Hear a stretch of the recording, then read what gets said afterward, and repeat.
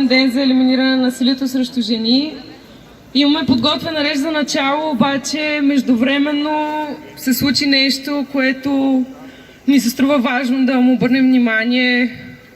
И това е, че днес имаме поредната жертва. Момиче на 21 години беше убито в квартал Христо Смирненски на София, пребита до смърт.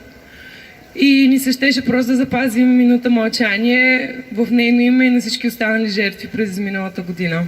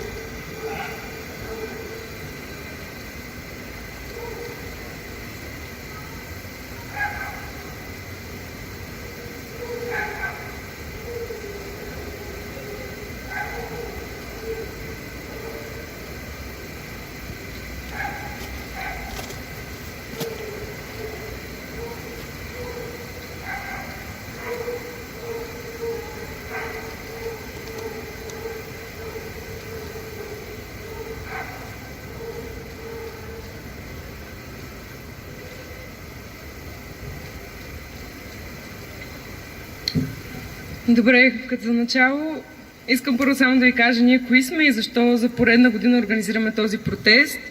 Ще изчетем част от всъщност всички точки на манифеста на феминистки мобилизации. Ние сме неформален колектив, който се бори за равенството между половете и се обявява категорично против насилието. Защо сме тук? Защо сме тук е много важен въпрос. Защо за поредна година виждаме сериозна ескалация на домашното насилие? Защо за пореден път виждаме атаки на ЛГБТ плюс общността? Защо никой не прави абсолютно нищо по въпроса? Защо не виждаме реално политическо внимание върху проблема с насилието над жени? Освен, разбира се, категоричния отказ на единствената лява партия в България, която отказва да приеме Истанбулската конвенция, даже обратното. За това ние сме тук и ние от феминистки мобилизации сме изключително притеснени от липсата на каквото и да е внимание, от липсата на каквито и да е мерки по този сериозен и належащ проблем. А жените продължават да бъдат убивани. Тук сме за да припомним, че насилието не е личен, нито семейен проблем. Насилието е обществен проблем и всички заедно трябва да му обърнем внимание. Затова феминистка мобилизация отново отправя призив за конкретни мерки срещу полово базираното и домашното насилие и за подобряването на живота на всяка една жена в България. Нито една повече. Нито една повече!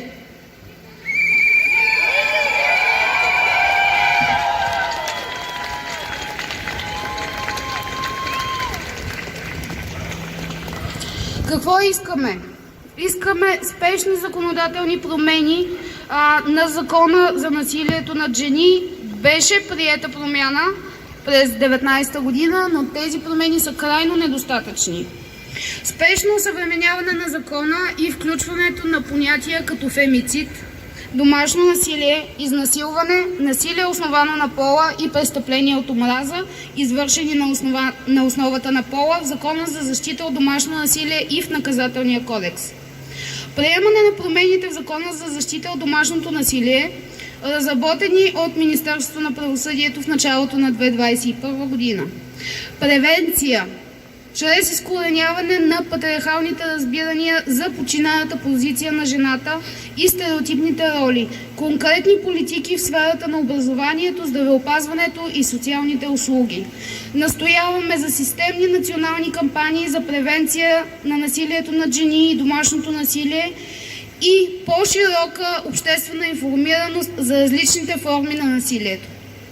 Също така искаме спешно и незабавно разкриване на кризисни центрове във всяка една област в България. В момента в цялата страна те са само 17, докато случаите на насилие по време на пандемията са скочили 70%.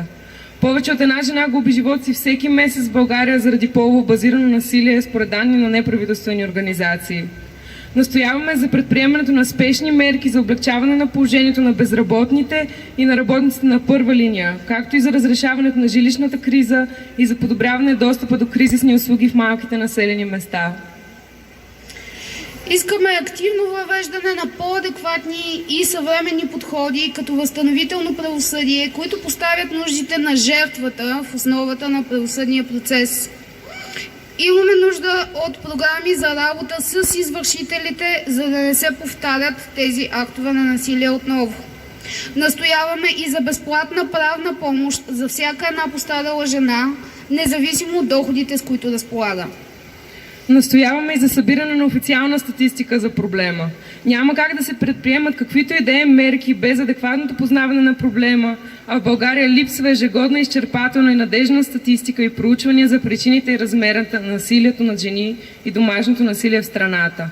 Необходим е ангажимент от страна на отговорните институции за провеждане и събиране на такъв тип статистика и проучвания, което ще доведе до предприемане на по-ефективни действия от страна на институциите.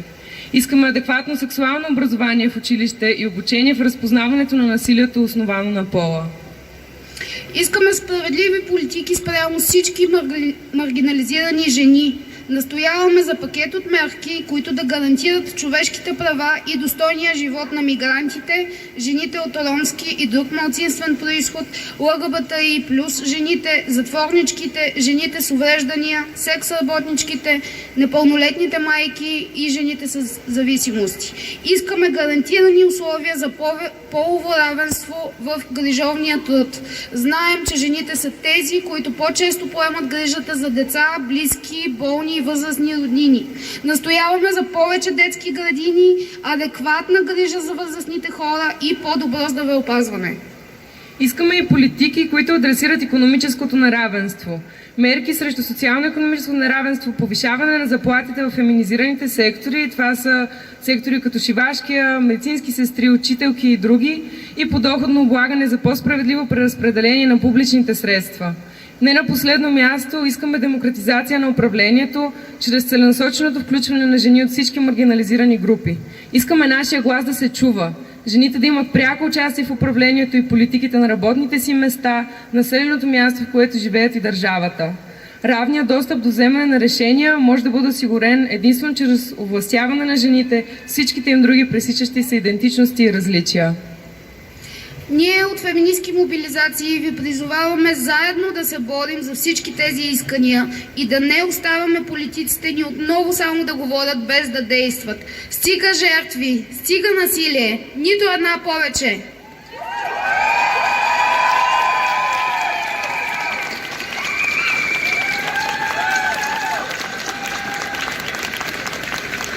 Искаме да поканим сега тук Детелина Павлова, която е част от нашия колектив и ще ни разкаже една лична история, свързана с насилието. Благодаря.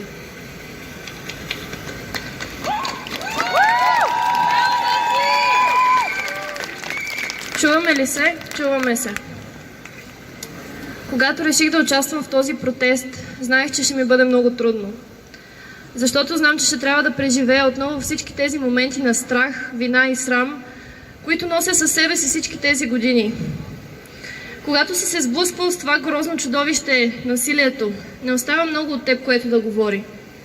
Защото насилието взима всичко човешко в теб и те превръща в празна обвивка, затворена в себе си и неспособна да помръдне. За втора година ще празнувам Коледа сама, но аз така го предпочитам. И не само защото е трудно да се върнеш в дом, в който са те заплашили, че ще те избият зъбите, но и защото въпреки всичко това, аз не съм само жертва. Това да изляза тук и да говоря пред вас е най-трудното нещо, което съм правила.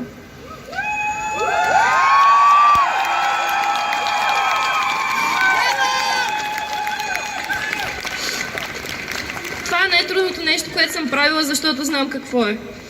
Знам какво е езикът ти да е вкоченен от ужас, тялото ти да изтръпне от неправомерна вина и да носиш винаги със себе си срам, който не е твой. Знам какво е да гледаш имената на жени, убити от домашно насилие и да се страхуваш, че някога може и твоето да е в списъка. Знам какво е. И въпреки всичко, че всичко това ме сковава и ме кара да мълча, аз няма да го направя. Защото докато съм жива, ще се боря да няма нито една повече.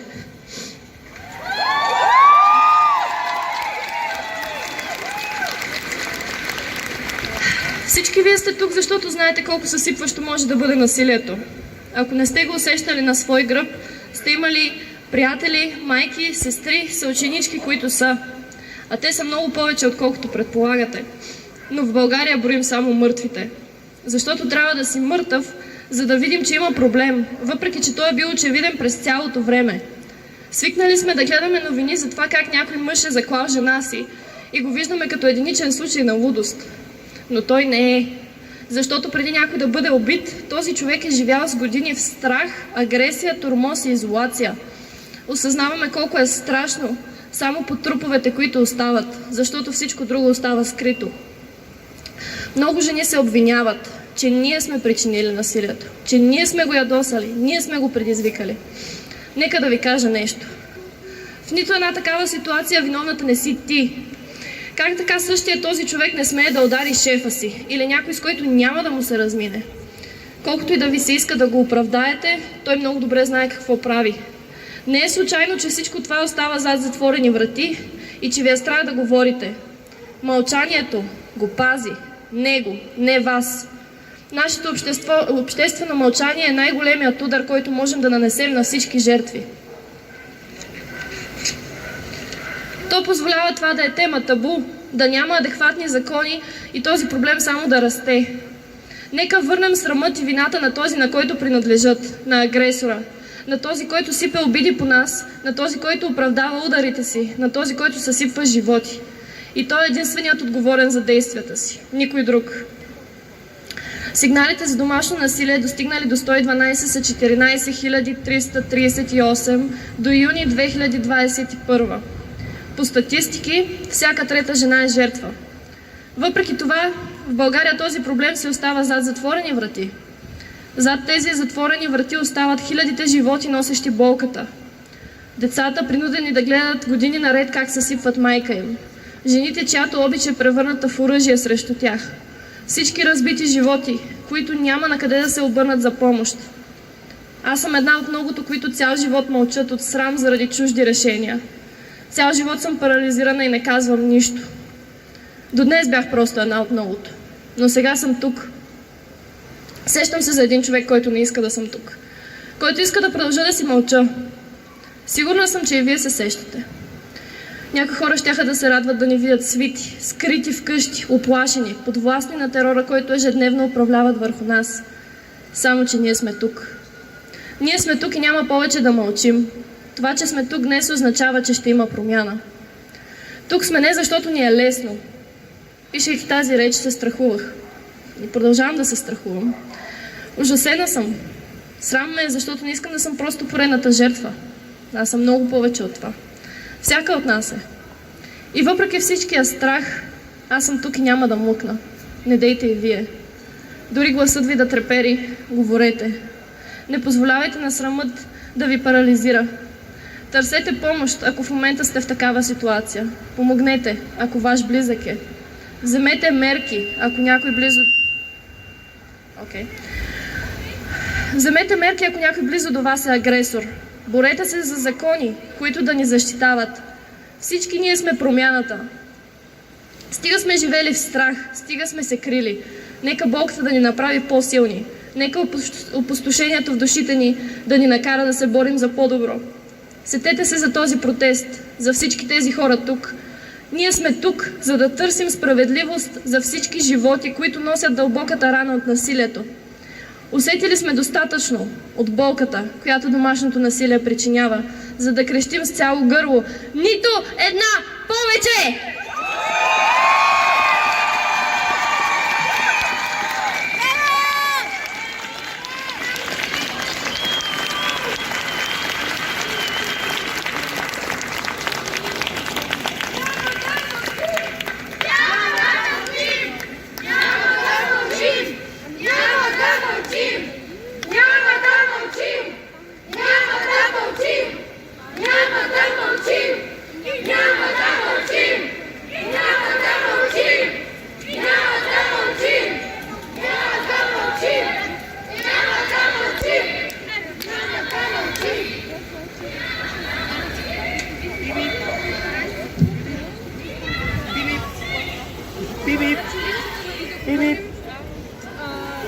Добър вечер.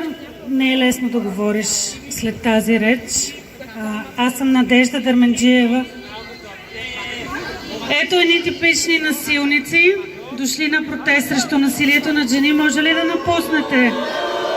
Може ли да напуснете?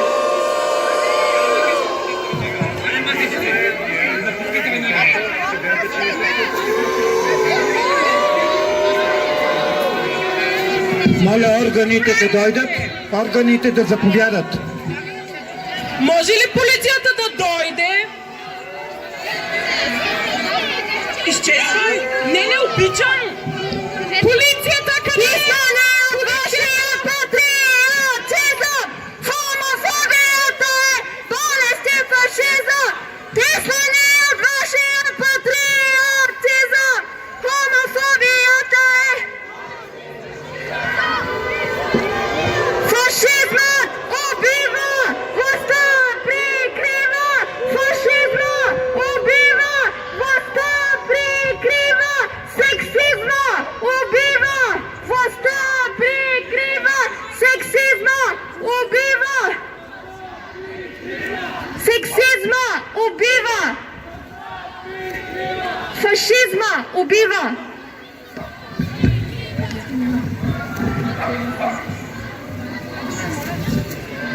Да, имахме провокатори от ДНС.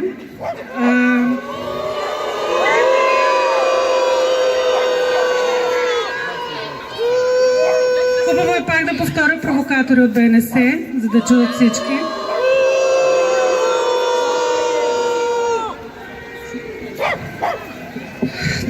Аз съм Надежда Дерменджиева от Български фонд за жените и борбата с насилието над жени е каузата на живота ми. Моята професионална кауза, моята лична кауза.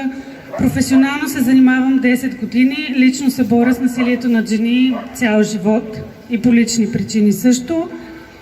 Имам точно 3 неща да ви кажа. Можем да се справим с насилието, ако сме заедно.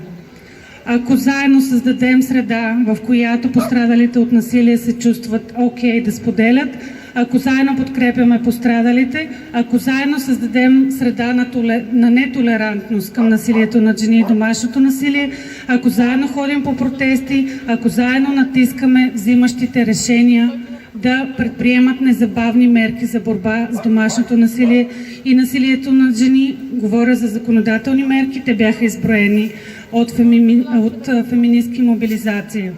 Второ, с насилието над жени и домашното насилие ще се справим, когато има политическа воля и политическа отговорност да се справим. Беше казано тук, през последните години общо взето няма почти никакви действия за промяна или действията, които има, са под санитарния минимум. Така че без политическа воля и отговорност, без намесата на институциите, без мерки от бъдещото правителство и бъдещите членове на Народното събрание, няма да има качествена промяна. От Български фонд за жените днес сме изпратили отворено писмо до всички тези хора. И трето, въпреки всичко, с насилието можем да се справим. С ежедневна борба. Да, днес е Международен ден за борба с насилието на жени, но всеки ден е Международен ден за борба с насилието над жени.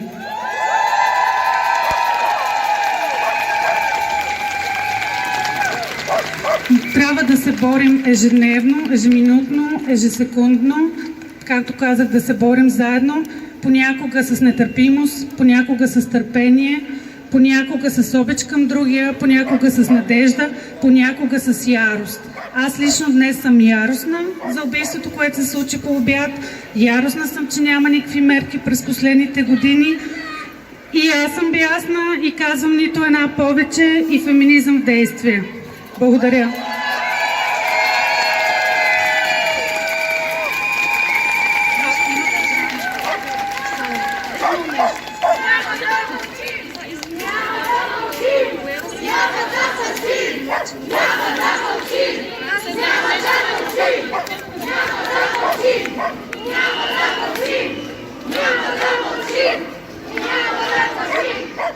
Здравейте! Първо благодаря на всеки един от вас, че днес, тази вечер е тук. Изразява своята нетърпимост. изразява своята истинска позиция срещу това, че насилието, под каквато и да било форма, не може да бъде толерирано. Благодаря ви, че сте тук в този студен ноемврийски ден. Благодаря ви, че заедно казваме нито една повече. Аз се казвам Юлия Андонова и съм част от екипа на Фондация Пулс. Аз съм един от тези хора, които са посветили живота си на това да чуят болката, да превържат раните, да помогнат на хората, пострадали от насилие, да повярват, че има надежда, да повярват, че има живот без насилие. Нашата организация повече от 22 години помага на пострадали от насилие. Нашите цифри казват, че над 11 000 човека са спасени благодарение на нас. Но нашето усилие не е достатъчно. Ние искаме всеки един човек да живее в свят свободен от насилие. Ние искаме всяка една жена да излиза спокойна и да се радва на живота, без да се притеснява дали ще бъде пребита, без да се притеснява какво ще стане, ако се прибере вкъщи. Ние искаме всяко дете да расте в щастлив и любящ дом. Ние искаме всяко семейство в България да бъде равнопоставено. Ние помагаме всеки ден, но това не е достатъчно. Имаме нужда от вашата подкрепа. Имаме нужда от подкрепата на всеки един човек, който е тук, на всеки един човек, който ще срещнете, за да заедно кажем наистина стига. Докато вървях днес насам, се замислих колко пъти в последните дни различни медии потърсиха нашата организация за интервюта. Чудесно! Ние винаги сме готови да говорим. И винаги отговаряме на запитвания, винаги споделяме за ужаса на това да помагаш на пострадали от насилие денонощно, за това да стоиш с жената на телефона и да се чудиш дали полицията ще дойде на време и дали този път тя ще се измъкне. Но това не е достатъчно. Време е държавата да поеме своята отговорност. Време е наистина да имаме адекватни политики. Време е кризисните центрове да са достатъчни и всеки един човек, който е пострадал от насилие, да знае, че има кой да му помогне, да знае, че не е виновен. Днес се обръщам към тези от вас, които в момента живеят в насилие. Данните казват всеки трети човек. Всяко трето семейство е засегнато от насилие. Вие не сте виновни. Вие не трябва да търпите това повече. Има кой да ви помогне. Има кой да ви чуе. Обадете се, потърсете помощ. Към тези от вас, които стават свидетели, към тези от вас, които се съмняват, че някой може да е пострадал от насилие. Реагирайте, не бъдете безучастни. Наша отговорност като общество е да прекратим насилието, за да не се налага да се събираме на такива протести, за да може да няма нито една повече.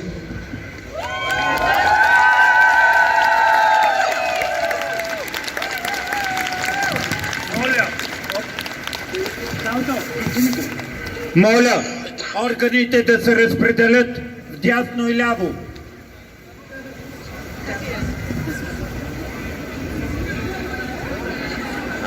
Здравейте на всички, казвам се Клавдия Дали и аз съм една от жертвите, която до момента е нападана емоционално и психически от бившия си съпруг.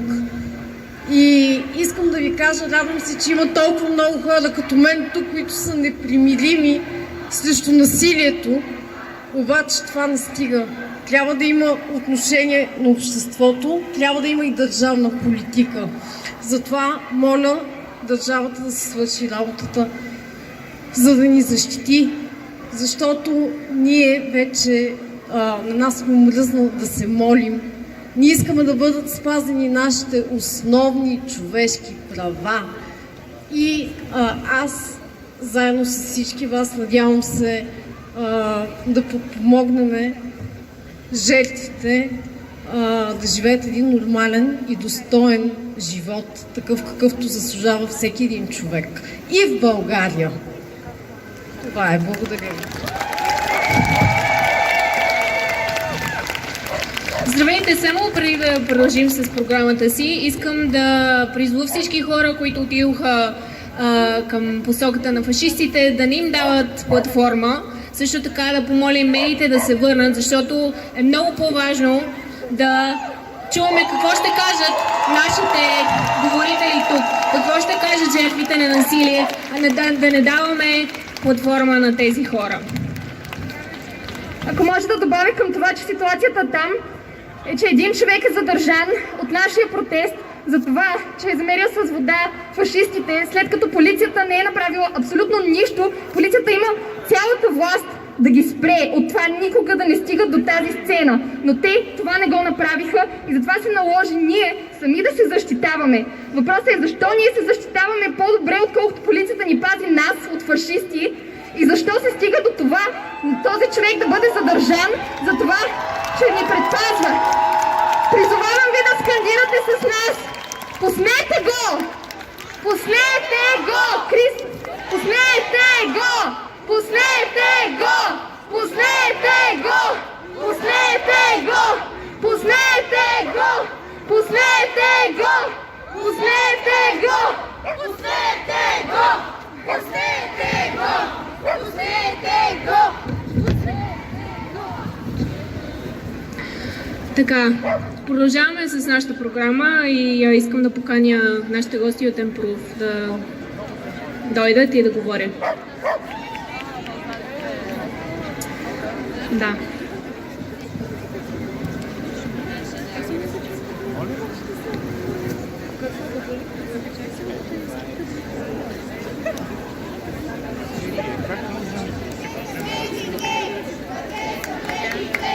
Здравейте на всички!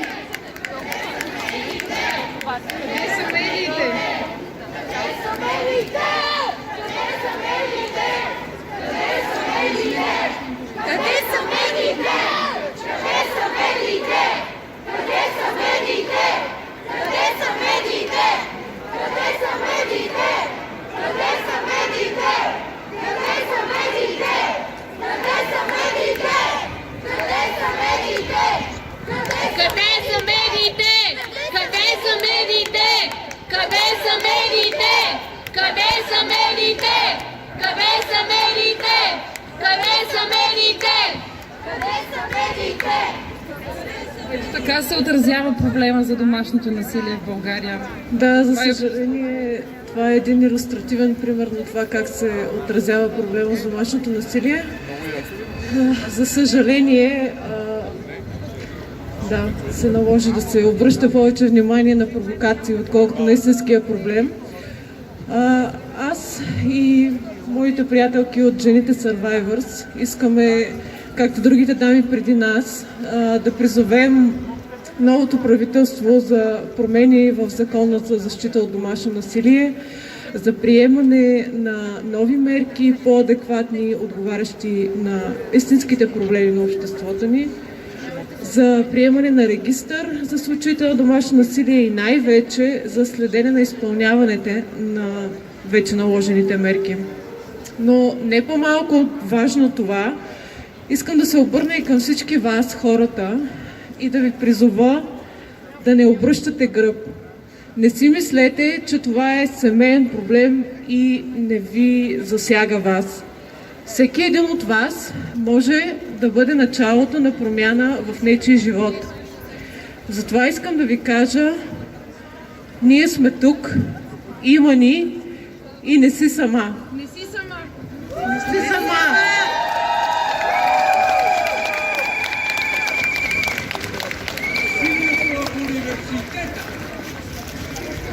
И там. Навсякъде! Няма да търпим! Няма да мълчим! Няма да мълчим! Няма да мълчим! Няма да мълчим! Няма да мълчим!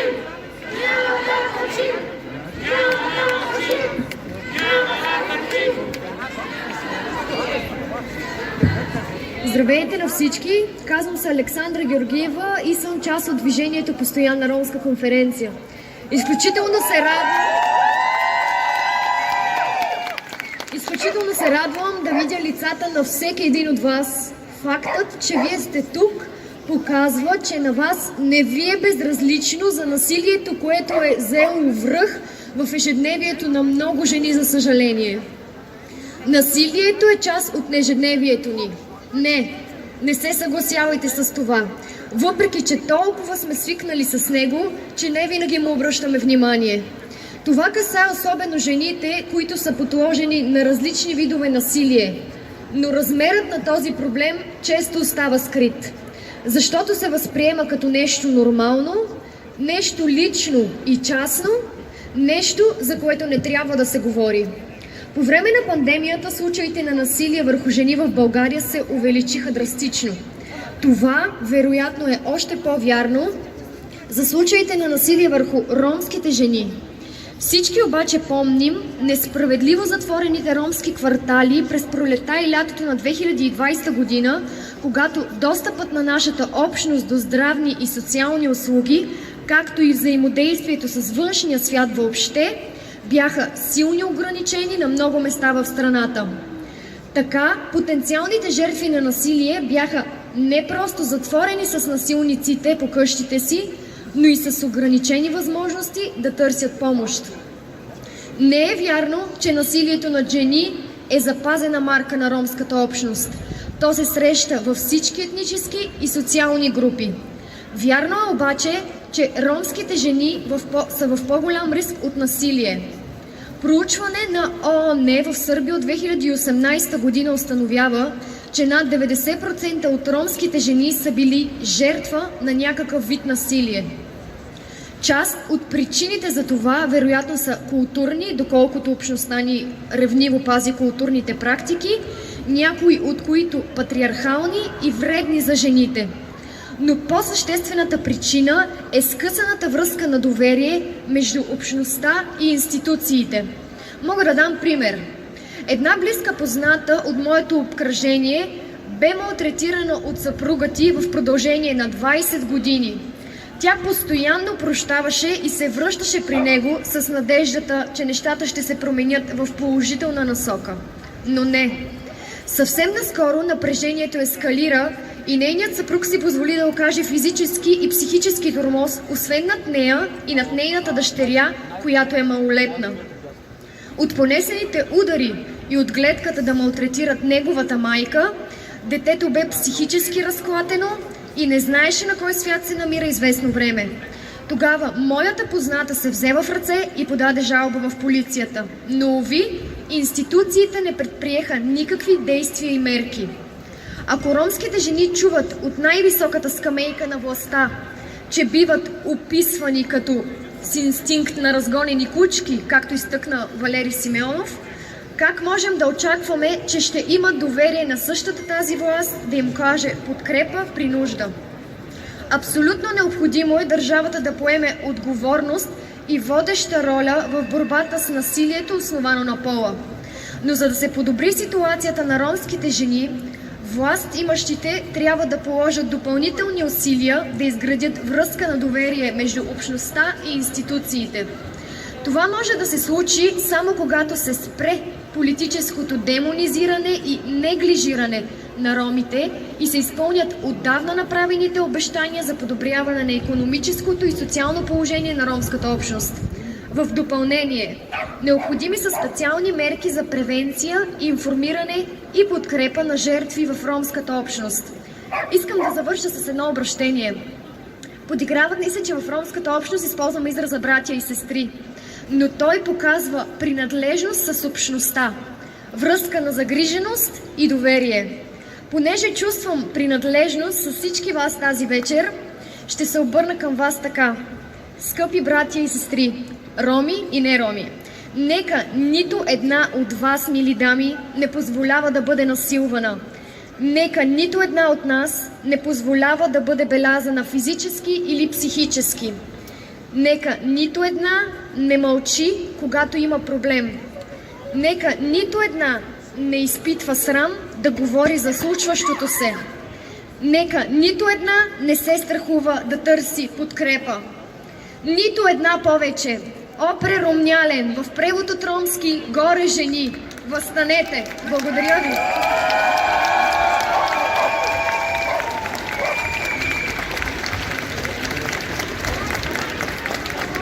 Приятели, лекари има ли? Тук припадна една млада дама. Моля, ако има лекар, да дойде при микрофоните.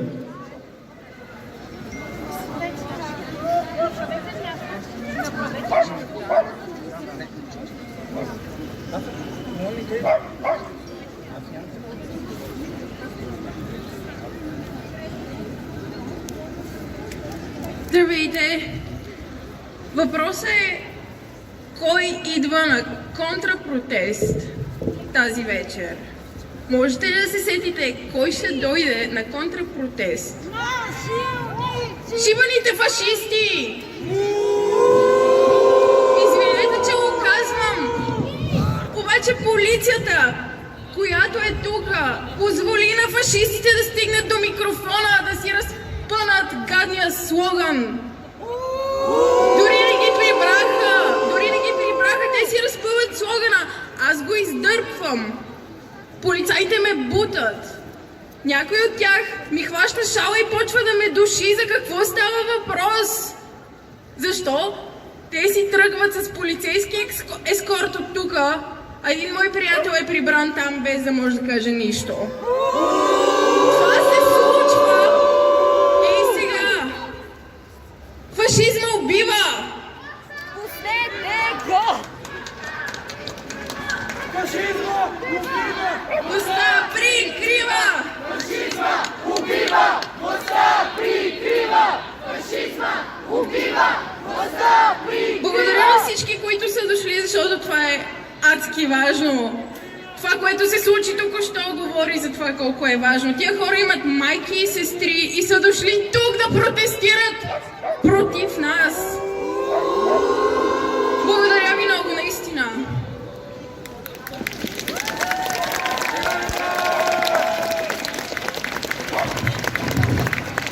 Благодаря на всички, че сте тук. Това е една много емоционална вечер, която споделихме много травматични истории и фокусът трябва да е върху овластяването ни и върху тези истории, а не да даваме платформа на такива фашисти. Продължаваме с нашата програма и Надя от Феминистки мобилизации ще разкаже за мигрантската перспектива.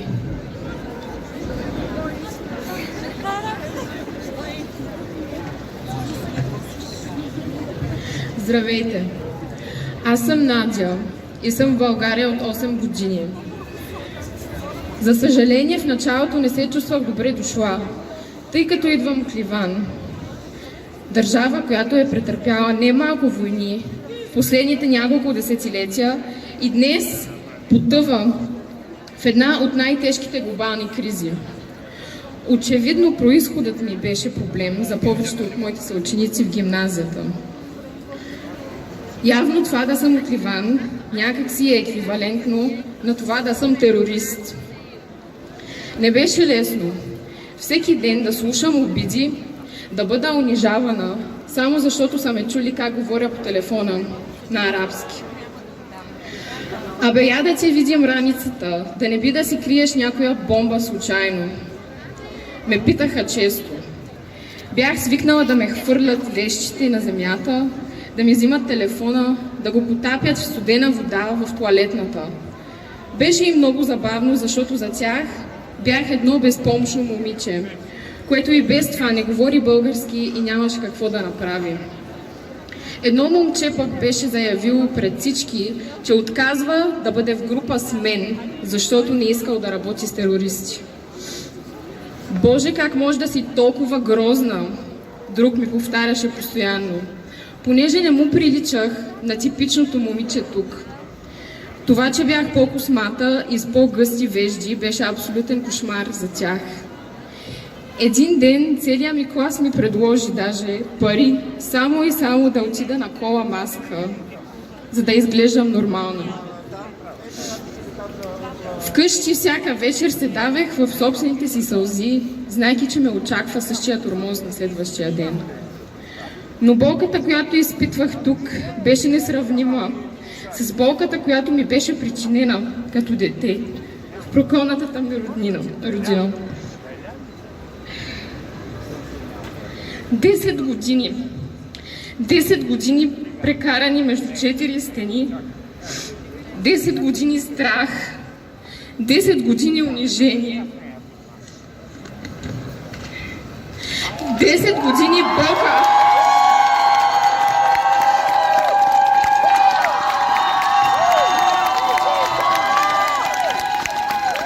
И безкрайно море от горчиви сълзи. Деца, не излизайте на терасата, опасно е. Скрийте се вътре в стаите. Това бяха често думите на баба и дядо ми по време на многобройните войни, които съм преживявала в Ливан. Дълго време си мислиха, че единствената война беше тази в страната, без да се замислят, че друга такава се провеждаше вкъщи. Детството ми беше отнето от мен. Като дете имах само една мечта и тя беше да порасна бързо, за да мога да избягам кошмара, в който ни вкараше баща ми и да спася брат ми и сестра ми. Никога няма да забравя безбройните пъти, в които претърпявах такъв жесток бой, че 9-годишното ми аз с дни не можеше да усети стъпалата си, при което се налагаше редовно потапяне на малките ми краченца в леген със след. Или пък болезнените красъци на брат ми и сестра ми, които до ден днешен не мога да изкарам, не мога да накарам да изчезнат от главата ми. Дълги години живях в страх и ужас. Имаше моменти, в които страхът беше толкова голям, че предпочитах да ме оцели някой куршум пред това да живея дори още един ден в този безкрайен кошмар. За ваше добро е, за да се научите да не повтаряте същата грешка в бъдещето, ни казваше баща ни много пъти. Според него това беше най-добрият начин да възпитава децата си. Със сигурност няма да забравя последния ни ден в Ливан, преди да се преместим окончателно в България, когато скъпата ми леля от притеснение, че оставаме сами с него в чужда държава, го накара да й обещае да не ни посяга вече по никакъв начин. Едно нещо бих му казала един ден, когато пак се срещнем с него. Прощавам ти, но никога няма да забравя това, което ни причини.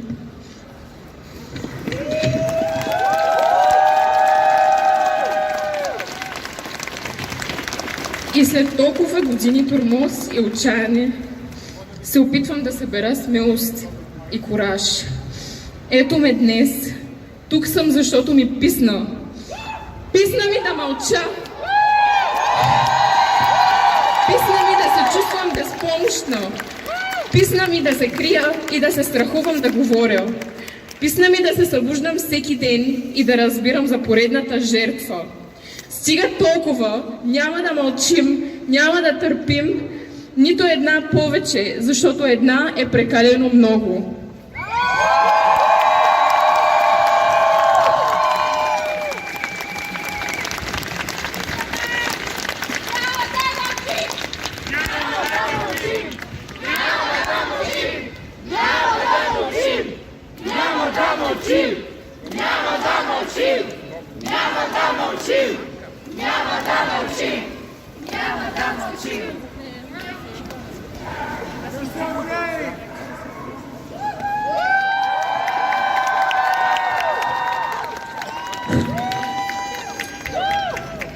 Здравейте всички!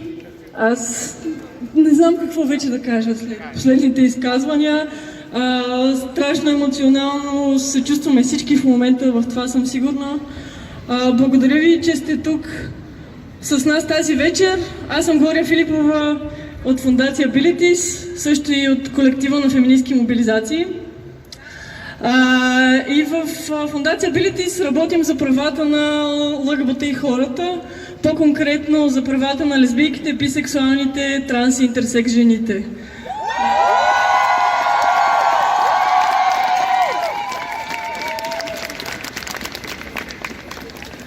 Защо е важно в деня за елиминиране на насилието над жени да говорим и за лесбийките, бисексуалните и трансжените? Според нас това е важно, защото сексизмът, хомофобията и трансфобията са различните страни на една и съща монета. На вярването, че всеки от нас трябва да бъде сложен в едни и същи патриархални кутии и да изпълнява едни и същи патриархални роли до края на живота си. Ние не сме съгласни с това и вярваме, че точно там се корени хомофобията, трансфобията, както и сексизма. Същите виждания които водят до това да броим телата на убитите жени, са същите виждания, същия сексизъм, същата хомофобия и същата трансфобия, които предизвикаха това на Галя Петкова да й бъдат избити зъбите, на това аз да получа и умрук в лицето, на това преди 2 седмици тук на Народния театър лъгбата и младежи да бъдат пребити от фашисти, писнани, но вярвам, че щом сме тук, ще успеем да се справим с това. И искам да разкажа една история. На 20 ноември преди 5 дни беше денят за възпоменание на транс хората, които са били убити. В нашата общност отбелязваме такива дни също, да почетем паметта на тези, които са били убити заради трансфобия. И през 2021 година, тя още не е приключила, но за 2021 година по света са убити 375 транс човека, или поне това са тези, които са регистрирани от групи и колективи в света. От тези 375 човека, 96% са жени, т.е. транс жените са таргетирани много непропорционално в пъти повече заради сексизма и трансфобията. Онзи ден бях в Лисабон. Техният ЛГБТ център се намира на тротуара, в смисъл на приземен етаж, една стъклена витрина, всеки минава оттам, всеки ги вижда. Никой не влиза, никой не ги напада, никой не ги удря. Колегите бяха принтирали на едно платно всичките имена на тези 375 транс човека, които са били убити през изминалата година. И историята, която искам да ви разкажа, е за един възрастен мъж, който, минавайки оттам, тъй като е възрастен и върви бавно, се загледал какво е това. И когато прочел какво се е случило с тези хора, просто свалил шапката си за момент в знак на уважение и почит към техните животи. И това е истинската човечност. Да ценим живота на хората заради това, че са хора. Без значение дали са гей, транс, би, роми, бежанци, без никакво значение от тяхната идентичност.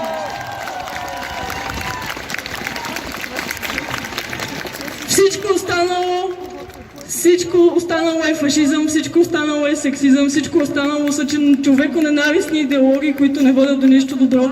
Затова е важно да сме заедно всички, ЛГБТ хора, жени, бежанци, роми, хора с увреждания, майки, и всички заедно да работим за един по-добър свят. Благодаря ви още веднъж, че сте тук и се надявам да продължаваме.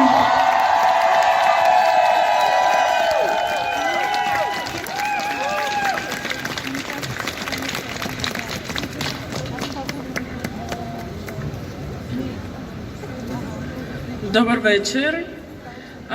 Аз съм Галя от Феминистки мобилизации. Благодаря ви на всички, че сте тук, че все още сте тук, че сте тук въпреки нападението преди малко. Аз съм тук с моята реч и ще ви порева също, може би. Но някакси ми се иска това да го чуят най-вече хората, които може би не са били или може би просто не осъзнават, че са били обект на насилие, които са тук от солидарност, които някакси се чувстват, че не могат да свържат собствените си преживявания с това, което се случва на толкова много жени всеки ден. Това е за вас и за мен, защото аз съм една от тях. Пребиха до смърт 21 годишно момиче в София. 47 годишен мъж уби съпругата си. Мъж в Троян удуши жената, с която живее. Мъж счупи с брадва черепа на жена. Намериха тялото на изчезналата Евгения в куфар. Ден след ден се будя и заспивам с подобни новини. Ден след ден броя с другите в онази фейсбук група жертвите на домашно насилие за тази година. И за миналата, и за по-миналата. Ние го правим, защото държавата не желае. Вечер след вечер ме е страх да се прибирам сама. 10 минути от метрото до вкъщи, в които стискам ключовете като давник сламка и се моля на богове, в които не съм сигурна, че вярвам. Само 10 минути и ще стигна до вкъщи. Само да стигна до вкъщи. Защото вкъщи е безопасно и там нищо не могат да ми направят. Все пак аз съм една от късметлийките. И нямам някой вкъщи, който да ме тормози, да ме насилва, да ме прибива системно и един ден да ме натъпче в куфар.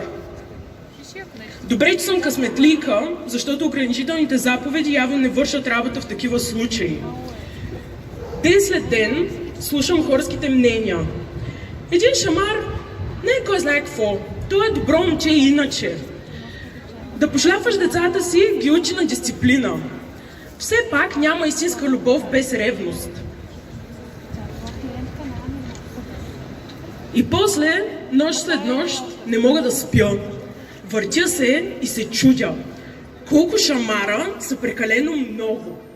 Дали едно, иначе добро момче, може едновременно да бъде и насилник.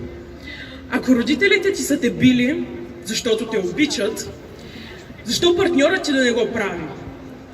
Да обичаш някого, същото ли е, като да притежаваш нещо? Колко шамара, за да е сериозно? Колко минути викове при съседите, преди да се обадим в полицията?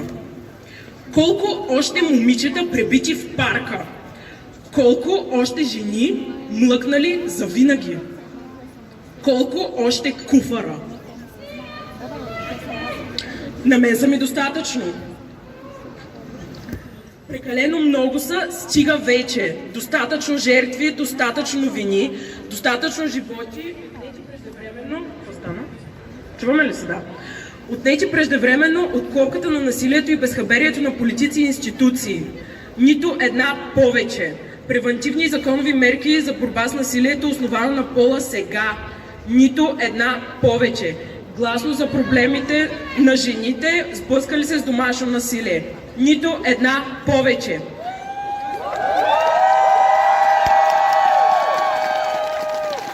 Гласно за проблемите на жените, гласност още, и кризисни и консултативни центрове във всяка област веднага. Нито една повече. Възстановително правосъдие и достъп до адекватна правна помощ за всички. Ние заедно скандираме "Няма да мълчим". Няма да мълчим, когато сме свидетели на тормоз и насилие. Няма да мълчим, когато видим мъж да кара друга жена да се чувства видимо некомфортно. Няма да мълчим, когато чуем сексистки виц, дори да ни казват, че сме скучни. Не сме длъжни да се преструваме, че стереотипите са забавни и че сексизмът е хумор. Заедно викаме: няма да търпим. Няма да търпим унижение по улиците, на работното място и у дома. Няма да позволяваме да ни се държи сметка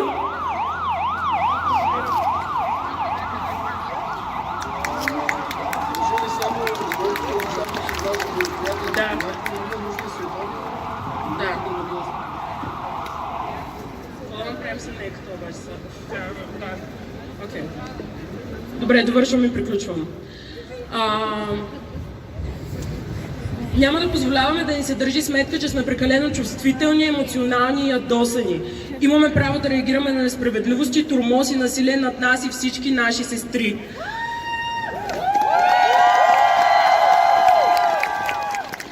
Няма да забравим системното насилие, което убива жените у нас бавно и мъчително. От бедност, от липса на адекватен достъп до медицински и психологически услуги, от липса на условия за безопасен труд и адекватен живот. Няма да спрем да говорим за патриархата, за неравенствата и за джендър стереотипите, колкото и да се опитват да ни заглушат политици, медии, религиозни групировки и понякога случайни хора. Ще продължаваме да подкрепяме жертвите и да търсим справедливост. Нито една повече.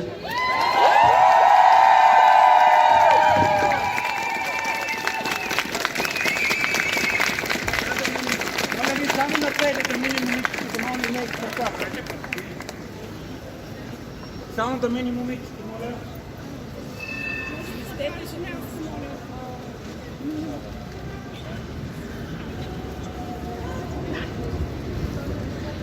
Искам само да обявя, че ще имаме малко време за допълнителни изказвания, ако някой спонтанно иска да каже няколко думи след края на нашите речи, да дойде и да се свърже с нас. Също така имаме розови тениски с надпис "Нито една повече", намират се ето там, до тези колони. Събираме дарения срещу тях, които после ще дарим на организации неправителствени, които се борят с борбата срещу насилието над жени.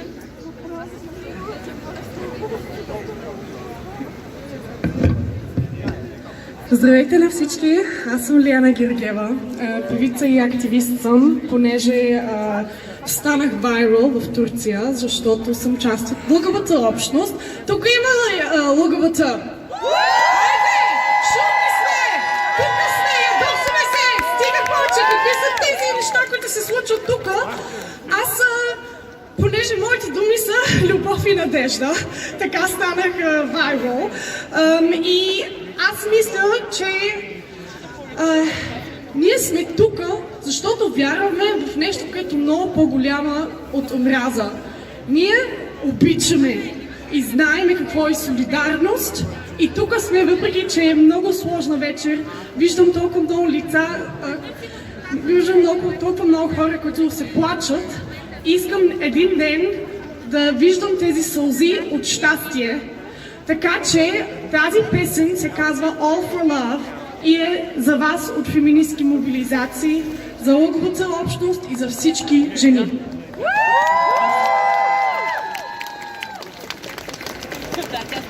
Почва песента.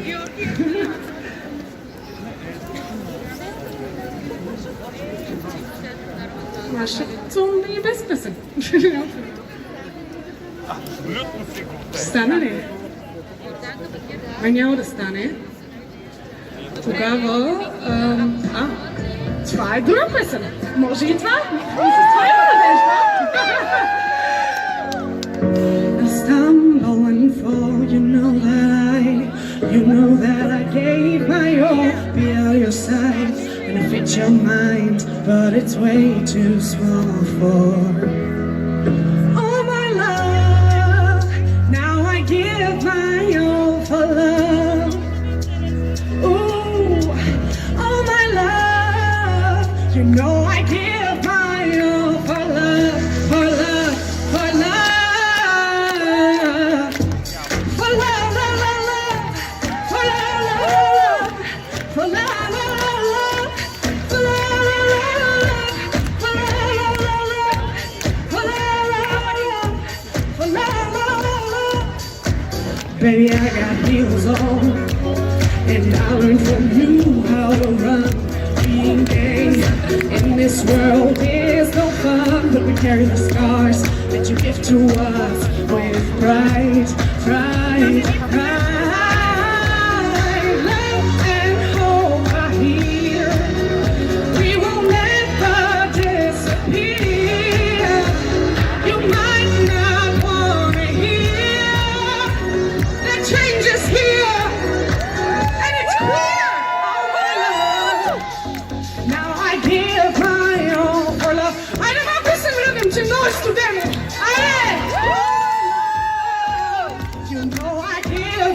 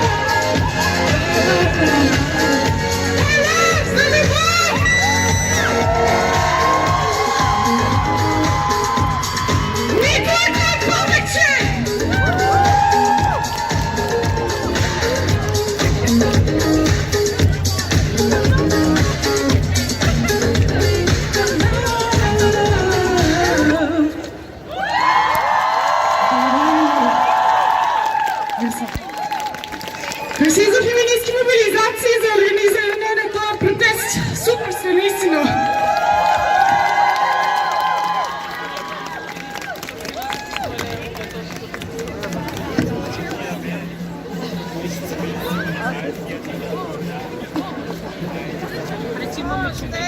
Супер много благодарим на Лиана за страхотното настроение и за приповдигнатия дух. Тук приключва официалната част на нашата програма, но искаме да ви поканим на отворен микрофон. Ако искате да споделите нещо с публиката тук, заповядайте.